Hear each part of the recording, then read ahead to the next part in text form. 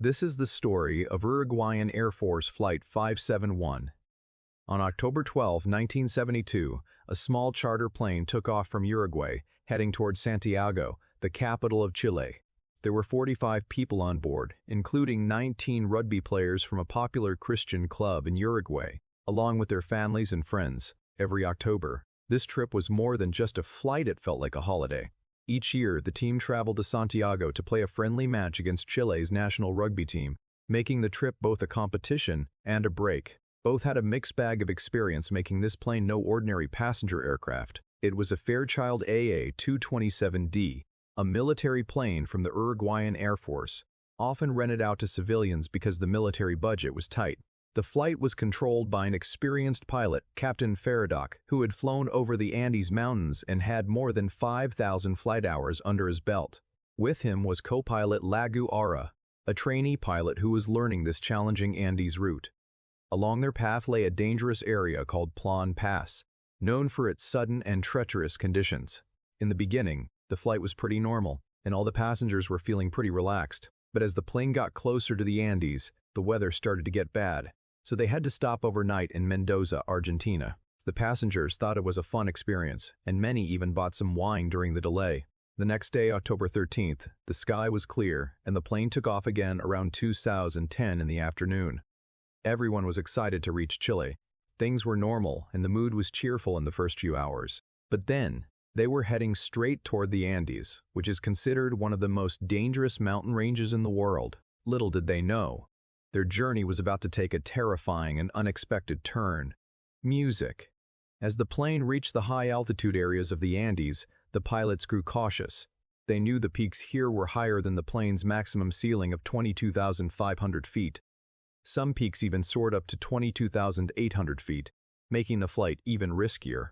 At 3,002 in the afternoon, the plane approached a narrow pass called Shone Pass. They had to pass through a spot that required a lot of caution. The trainee pilot Legra was given control for flight practice in this challenging area. He thought they were close to Santiago and contacted Santiago Air Traffic Control at 3:24 p.m. Legra said they were near Curacao and estimated they could reach Santiago in 8 minutes. After that, he asked for permission to descend to 10,000 feet. But here, the co-pilot made a serious mistake. The plane was still over the mountains and quite far from Curacao. As soon as they started descending, the plane got caught in thick clouds and strong winds, making it really hard to see, and the plane began shaking badly.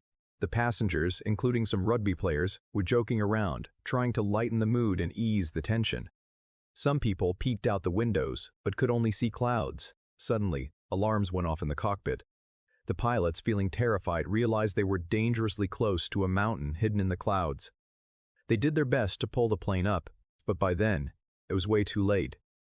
The back part of the plane hit a mountain, and the tail immediately broke off and flew away. Some passengers, still strapped to their seats, were thrown out of the plane and got lost in the cold mountains. Then the plane hit another mountain, and its left wing came off too. Now, without wings and tail, the main part of the plane started sliding rapidly over a snowy glacier, crashing several times at around 350 kilometers per hour. Finally, it came to a stop on a slope, and pieces of the plane scattered all around. Miraculously, inside the plane, out of the 45 people on board, 33 survived.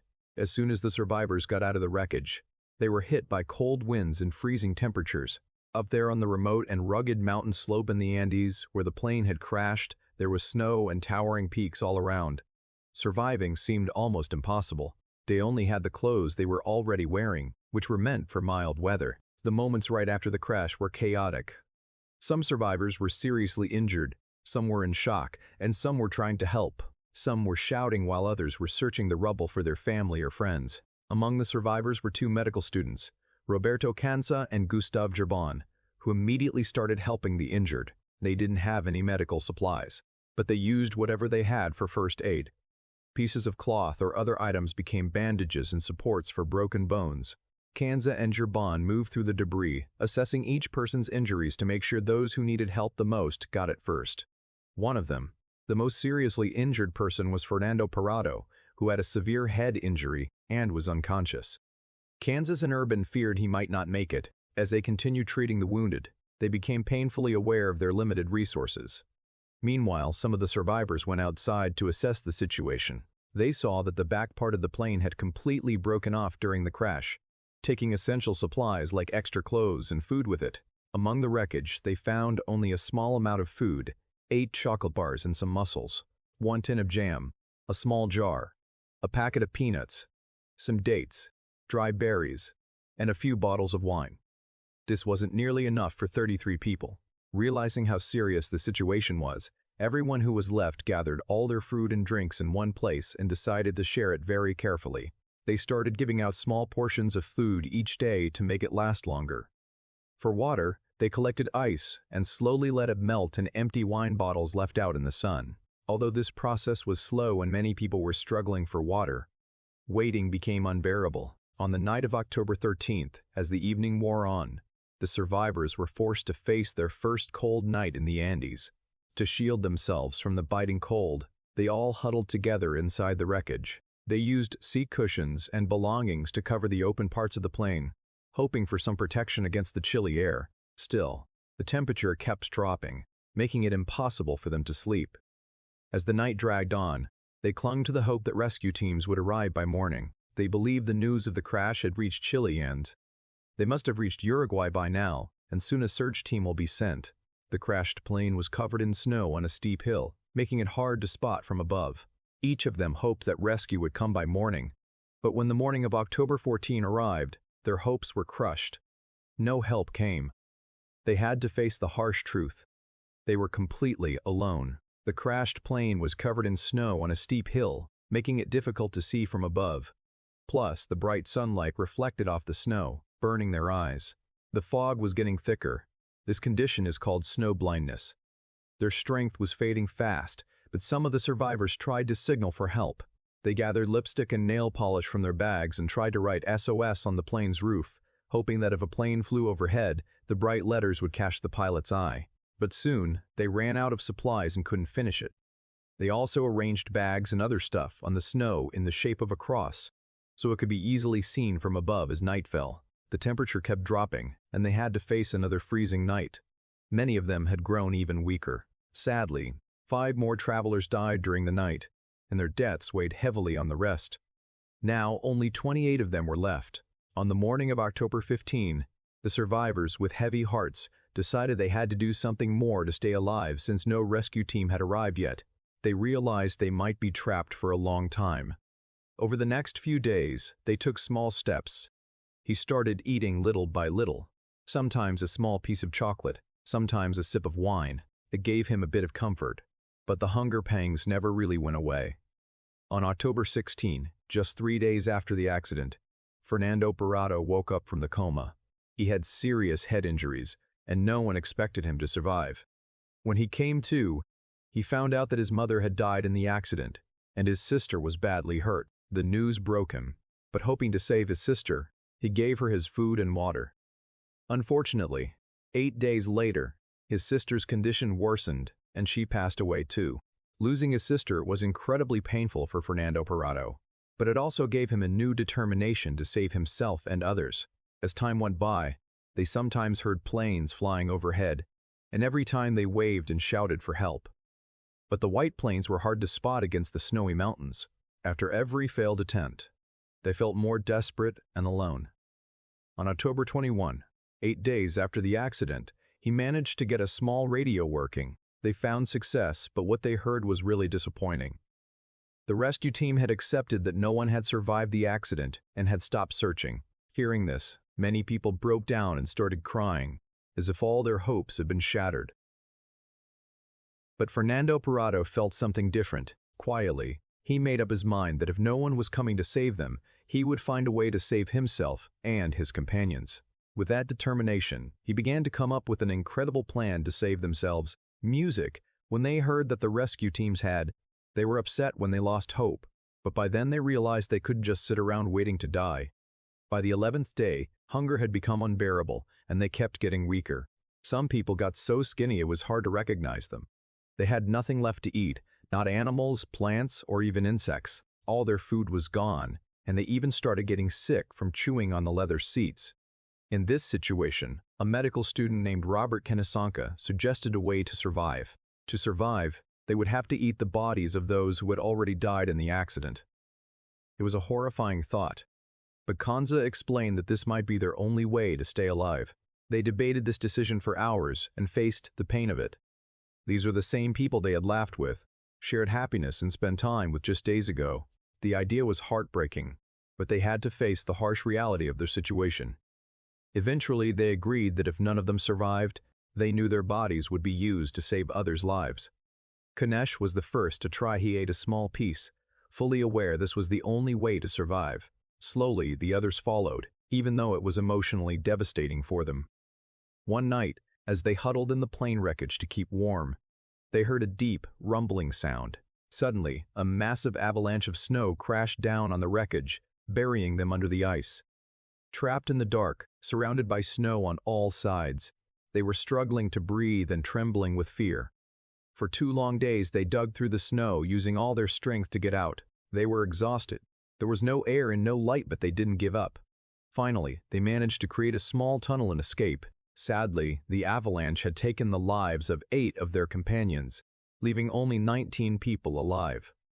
But Fernando Parrado didn't give up. Every day, he studied the snowdrifts, thinking about how to find a way to survive. He realized that staying meant even more loss of lives. Deep down, they felt a strong resolve that if there was even a slight chance to escape, they were ready to risk everything to get it. Their determination inspired others, and their courage gave them hope. They didn't know if they would make it out alive, but they decided to stick together and fight till the very end. 2 months after the crash, Fernando Parrado and Robert Canessa made the brave decision to get out. Every day, Parrado climbed the high mountains. They hoped that if they could climb to the highest peak, maybe they'd spot a valley or a road that could lead them back to people. They had no experience in mountaineering, very few resources, and the cold wind made their mission extremely risky. The others who were left behind prepared for this dangerous journey by making gear from materials salvaged from the Parrado and Nezan plane wreckage. 18-year-old Carlos used his sewing kit to make a simple sleeping bag stuffed with material taken from the seats to keep them warm at night. To keep warm, Parrado and Kanza put on as many clothes as they could find. On December 12, 1972, exactly 2 months after the accident, Antonio Vicente was with Parrado and Kanza. He had come to help carry supplies. The others watched them climb the icy hills, unsure if they would ever see their friends again. The first day was really tough for them. Walking through deep snow was exhausting with every step, and the thin air made it hard to breathe. They stumbled forward, using all their strength. The night was freezing. The pain was so intense it felt like they were being pricked, but they kept reminding themselves that help was close. By the 3rd day, they were almost out of food, so they decided that Vicente should go back to the crash site to save some food for both of them. Parrado and Ganesh decided to keep climbing. They were determined to reach the mountain pass. After climbing for over a week, on December 20th, they finally reached a high pass. Though their bodies were extremely weak, they were exhausted and out of food. But when they looked down into the valley, they saw an incredible sight, a lush green valley with flowing rivers that gave them new hope. They became sure that there might be people down there who could help save their friends. This view gave them fresh strength, and Parrado and Kanza started getting ready to descend into the valley. Every step was painful for them. Hunger and fatigue had weakened them, and their bodies were drained of energy after days without food. They hadn't found him, but the thought of saving their friends kept giving them the strength to move forward. By the evening of December 20th, they had made their way down into the valley. Suddenly, they saw a herd of cows in a field. This sight brought a new ray of hope because it meant the San people must be nearby. On the morning of December 21st, while they were walking along the riverbank, they saw a man riding a horse coming from the other side. Excited, they started shouting and waving to get his attention. The man was a shepherd named Serge Catalan. He managed to see them, but because of the loud noise of the river, he couldn't hear their voices. He signaled that he would return the next day. The next morning, Suraj Keita kept his promise and came back. He brought a pen and paper with him, tied the paper to a stone, and threw it across the river. Parrado and Canessa quickly wrote a message explaining their situation. "I'm from the plane that crashed in the mountains. There are 14 of us still alive. We need immediate help." They then threw the stone back toward the shepherd, who read the message and immediately understood how serious the situation was. He assured help and ran toward the nearby town to inform the authorities. The news spread quickly, and families of the survivors in Uruguay and Chile found out that some passengers of Flight 571 were still alive. This information was nothing short of a miracle for everyone. On the morning of December 22nd, 2 helicopters were ready to take off with rescue teams and medical supplies. Parado insisted on going with the rescue team to the crash site so he could guide them there. When the helicopter reached near the wreckage, the survivors, people looked up and couldn't believe that help had finally arrived. The sound of the helicopter felt like a miracle to them. The survivors cheered with joy, hugging each other and trying to grasp that their struggle was finally coming to an end. Out of the 45 passengers, only 16 had managed to survive after 72 days of hardship. As the helicopter flew over the snowy Andes Mountains, all the survivors stared out the windows, their minds filled with memories of the struggle, but also a deep sense of gratitude for being alive. When they reached Santiago, they were taken to the hospital, where doctors and nurses immediately started caring for them. They were malnourished, suffering from wounds caused by the cold, altitude sickness, and weakened by hunger. Each person had lost a significant amount of weight, and their bodies told the story of their struggle. As the news spread worldwide, people were shocked to hear the story of Flight 571. It was a remarkable tale of endurance and tough choices. While many praised their bravery, there was also debate about the harsh methods they used to survive, especially there. The survivors honestly accepted the decision to use the bodies of their dead friends for food, knowing it was necessary for their own survival. They said it was the sacrifice of their fallen companions that kept them alive. The story of Flight 571 became known as the Miracle of the Andes. This tragedy left a deep mark on every survivor's heart. In the years that followed, they returned to their normal lives. But the memories of the ordeal and the truth of their struggle stayed with them always. Some shared their story with the world, while others kept their memories private. For them, every new. The day felt like a gift that Fernando Parado and Roberto Canessa cherished deeply. They took steps that seemed impossible to get help, becoming symbols of courage and unwavering determination. They shared their experiences to honor those who lost their lives. The story of Flight 571 wasn't just a tragedy. It was a testament to the strength of friendship and the human willpower that can overcome any obstacle. It's a memorable saga, showing that even in the toughest times, people will do everything they can to survive. If this video amazed you, then the story ahead is beyond what you can imagine. Watch the next video about a plane crash whose truth is still hidden today. Click here to find out the real story, and I'll be right back with you in a second. Thanks.